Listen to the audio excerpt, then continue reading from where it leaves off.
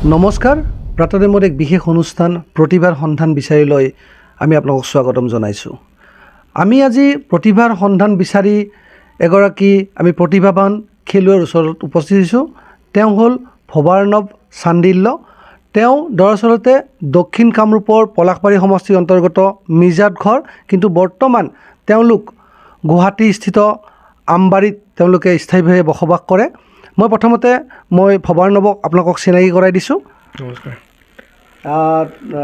এইবেলি যিহেতুকে তুমি ৰাষ্ট্ৰীয় খেলত স্কুল গেমছত তুমি টাইকোৱাণ্ডোত তুমি পদক বুটলিবলৈ সক্ষম হৈছা, কি পদক পাইছা তুমি? আমাৰ মই চিলভাৰ মেডেল। কি শিতানত পাইছা? মই আপোনাৰ অভাৰ 78 খেলিছিলোঁ, তাতে পাইছোঁ। তোমাৰ স্কুল কি স্কুল পঢ়ে? মই আছাম ভেলী স্কুল, তেজপুৰত। তুমি কোন ক্লাছত পঢ়ি আছা? মই এতিয়া ক্লাছ 11। ক্লাছ 11। ইয়াৰ আগতে তুমি কেনেকুৱা খেল খেলিছা? মই ইয়াৰ আগত আপোনাৰ ষ্টেটছ খেলিছোঁ, ডিষ্ট্ৰিক্ট খেলিছোঁ, নেশ্যনেলছো খেলিছোঁ, ইণ্টাৰনেশ্যনেলছো খেলিছোঁ। তুমি এই খেলৰ লগত কেতিয়াৰ পৰা জড়িত? মই আপোনাৰ 2012ৰ পৰা। 2012ৰ পৰা? মই যেতিয়া 5 বছৰীয়া আছিলোঁ।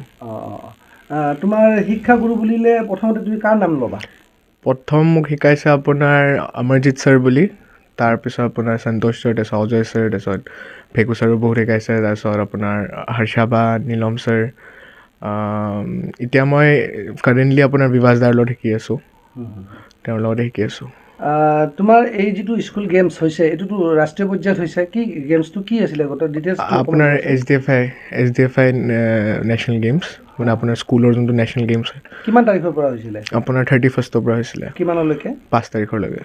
আৰু তোমাৰ এই স্কুল গেমছত কিমানখন স্কুলে অংশগ্ৰহণ কৰিছিলে? আপোনাৰ সেনেকৈ মানে ষ্টেট ৱাইজ গৈছিলে, 33খন ষ্টেট, আৰু আপোনাৰ টোটেল 44টা টীম হৈছে। আমি গম পোৱাত মধ্যপ্ৰদেশত তোমাৰ খেলখন হৈছিলে। মধ্যপ্ৰদেশৰ কোনটো স্থানত খেলখন হৈছিলে? বিতল বুলি তাতে। হয় হয়। তুমি ইয়াৰ পৰা কিমানজন তোমালোক গৈছিলা?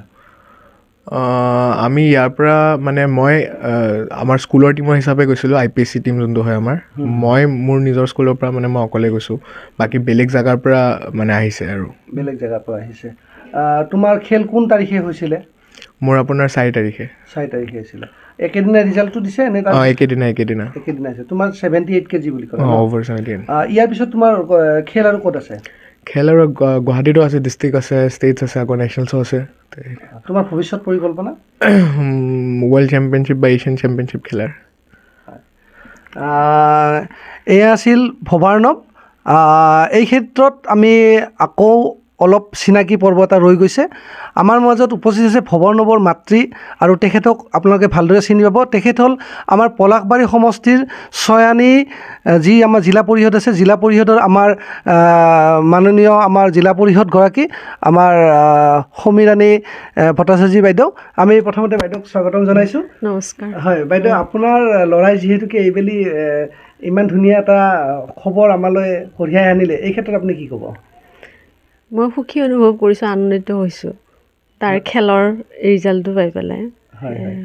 এই ক্ষেত্ৰত মই আপোনাৰ পৰা জানিব বিচাৰিম যে আপোনাৰ পৰিয়ালত মানে আপোনাৰ ল'ৰা ছোৱালী বা কোন কোন আছে, অলপ আমাৰ দৰ্শকক জনাব নেকি?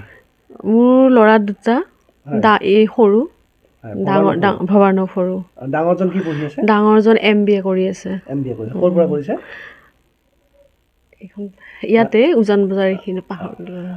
বাইদেউ, এটা কথা জানিব বিচাৰিম, ভৱাৰ্ণৱে যিহেতুকে এইবেলি আপোনাৰ ৰাষ্ট্ৰীয় খেলত অংশগ্ৰহণ কৰি অসমৰ লগতে আমাৰ অঞ্চললৈ সুনাম কঢ়িয়াই আনিছে, যিহেতুকে প্ৰত্যেকগৰাকী সন্তানৰ উন্নতিৰ ক্ষেত্ৰত মাকৰ অৰিহণা যথেষ্ট থাকে, ভৱাৰ্ণৱে কেতিয়াৰ পৰা, কিমান বয়সৰ পৰা খেলৰ লগত জড়িত হৈছিলে? সি 5 বছৰ বয়সৰ পৰাই খেলা আৰম্ভ কৰিছে। হয় হয়।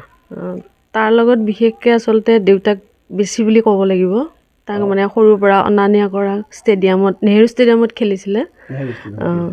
গতিকে তাক বহুতখিনি কষ্ট কৰিছে দেউতাকে। মই ঘৰৰ যিখিনি লাগে আৰু সেইখিনি হেৰি কৰি দিওঁ। হয় হয়।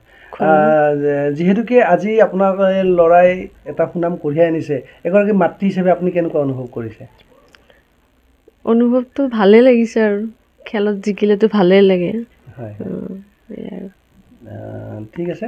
এইগৰাকী হ'ল আমাৰ ছয়ানী জিলা পৰিষদৰ আমাৰ মাননীয় আমাৰ সদস্যগৰাকী, আৰু আমি আজি ভৱাৰ্ণৱৰ যি কৰ্মদক্ষতা যি ক্ৰীড়াৰ ক্ষেত্ৰত তেওঁ যি সুনাম কঢ়িয়াবলৈ সক্ষম হৈছিলে আমি সেই সুনামৰ বা বাতৰিটো আমাৰ প্ৰাৰ্থনা টাইমৰ যোগেদি আমাৰ সদৌ অসমৰতে আমাৰ বিশেষকৈ দক্ষিণ কামৰূপৰ জনসাধাৰণক দিয়াৰ অৰ্থে আমি আহি ভৱাৰ্ণৱৰ ঘৰত আহি উপস্থিত হৈছিলোঁ আৰু আশা কৰোঁ ভৱাৰ্ণৱে আগন্তুক সময়ত আৰু সুনাম কঢ়িয়াই আনিব অসমৰ লগতে সমগ্ৰ ভাৰতবৰ্ষৰ নাম বিশ্বত জিলিকি তোলাব আৰু এইখিনি কৈয়ে আমি প্ৰাৰ্থনা মেলাই মাগিছোঁ ধন্যবাদ শদিয়াৰ পৰা ধুবুৰীলৈ বৰাকৰ পৰা ব্ৰহ্মপুত্ৰলৈ সকলোৰে মাজত চিনাকি এটা নাম প্ৰাতঃ টাইম থলুৱা ভাষা কৃষ্টি আৰু সত্য বাতৰিৰ আধাৰত প্ৰতিষ্ঠিত খবৰ প্ৰাতঃ টাইমৰ প্ৰতিটো বা বাতৰি পুংখানুপুংখভাৱে চাবলৈ Facebook YouTube website Twitter Instagram আৰু ব্লগাৰ পেজত লাইক আৰু ফ'ল' কৰক